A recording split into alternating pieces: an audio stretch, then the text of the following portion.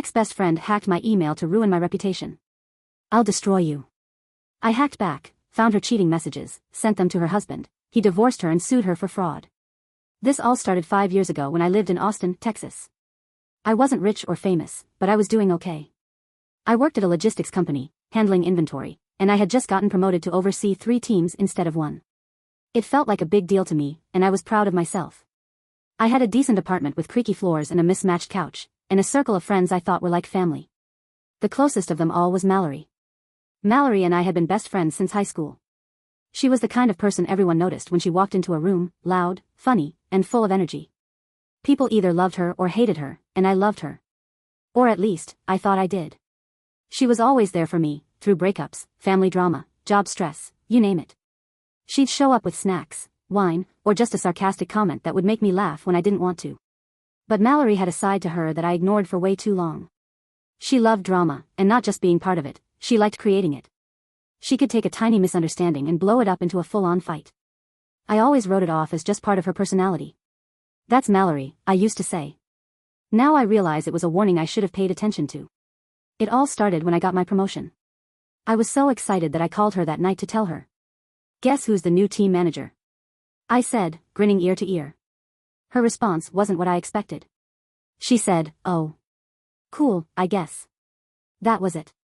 No congratulations, no excitement, just nothing. I laughed it off at the time, but now I know that was the moment she decided I needed to be taken down a notch. At first, it was little things. She stopped answering my texts as quickly. She bailed on plans last minute. She made passive-aggressive comments about how I was so busy now that I was such a big deal. I tried to brush it off, thinking maybe she was just having a rough time. But then came the night that changed everything. One day at work, I got an email from HR. They wanted to talk to me about an inappropriate email I supposedly sent. My stomach dropped. I knew I hadn't sent anything like that. I opened the email in question, and there it was, a long, nasty rant about my boss. It was signed with my name and sent from my email address, but I hadn't written it. I told HR it wasn't me, and they agreed to investigate, but it didn't stop there. Over the next week, more weird things started happening. I got rejection emails for jobs I never applied to. Coworkers started acting cold toward me, and when I asked one of them why, she said she heard I'd been talking behind her back. The final straw was when my bank flagged my account for suspicious activity. Someone had tried to reset my passwords. That's when I realized this wasn't random. Someone was targeting me, and they knew exactly how to hit me where it hurt. I started going over everything in my head. Who could possibly have it out for me? It wasn't until I remembered that argument with Mallory that it clicked. We'd had a blowout fight a few weeks before all this started. She accused me of being too good for her now that I was moving up at work. I tried to calm her down, but she kept pushing until I snapped and told her she was being jealous and petty. She stormed out, and we hadn't spoken since. At the time, I thought she just needed space. Now I realized she'd been plotting. Mallory was the only person who had access to my personal email password. Years ago, I locked myself out of my account and asked her to help me reset it. Like an idiot, I gave her the password and never thought to change it. I started to piece it all together. She must have used that access to send the fake emails, apply to jobs in my name, and try to ruin my reputation. It made me sick to my stomach. My best friend, the person I trusted more than anyone, was trying to destroy me. I didn't know what to do at first. I wanted to confront her, but I knew she'd just deny it or twist the story to make herself the victim. I thought about going to the police, but I didn't have proof. So I decided to do something I never thought I'd do. I decided to fight fire with fire. I spent an entire weekend learning everything I could about email tracking. I watched tutorials, read articles, and went down a rabbit hole of forums for people dealing with cyberstalking. I was determined to find out if Mallory was behind this, and after hours of digging, I finally found what I was looking for. Every email, every fake application, every suspicious activity on my account, they all traced back to the same IP address. And that IP address belonged to Mallory. My hands were shaking when I saw it. Part of me wanted to cry, but another part of me felt something else. Anger. Pure, unfiltered rage. This wasn't just a betrayal, it was an attack. She had gone out of her way to ruin my career, my friendships, and my life. I decided I wasn't going to let her get away with it. I didn't stop with just the emails. I knew Mallory well enough to know she wasn't as careful as she thought she was. She loved keeping everything in one place, and she wasn't great with passwords. So, using what I'd learned, I dug deeper. I found my way into her cloud storage, and that's where I hit the jackpot.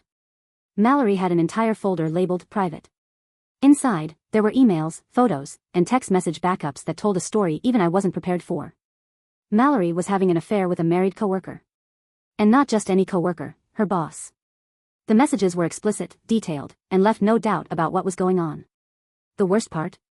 His wife, Marcia, was one of the nicest people I'd ever met. She was the kind of woman who brought homemade cookies to brunch and always asked how you were doing. I felt sick. But it didn't stop there. As I kept digging, I found more. Mallory and her boss had been embezzling money from their company to fund their secret getaways. Thousands of dollars in fake expenses, all carefully hidden in plain sight. I couldn't believe what I was seeing. Mallory wasn't just a backstabber, she was a criminal. At that moment, I realized I had a choice. I could stop there, confront her, and try to salvage what was left of my life. Or I could take everything I'd found and burn her world to the ground. I chose the latter. Once I had all the evidence, I sat on it for a day, thinking about my next move. I wasn't going to let Mallory get away with this, but I wanted to do it right. I didn't want her to wiggle out of this like she always did. I wanted to make sure her lies and manipulation caught up with her, and this time, there'd be no escape.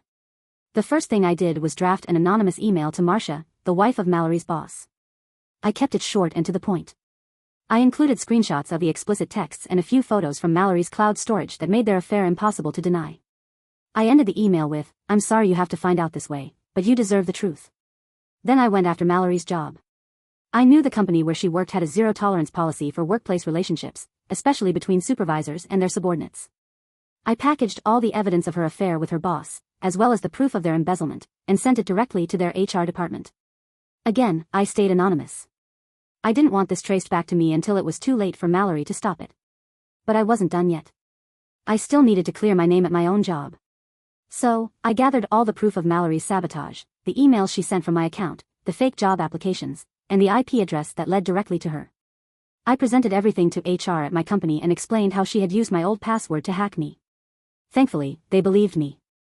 My boss even apologized for doubting me, and the formal warning was wiped from my record. The fallout started within days.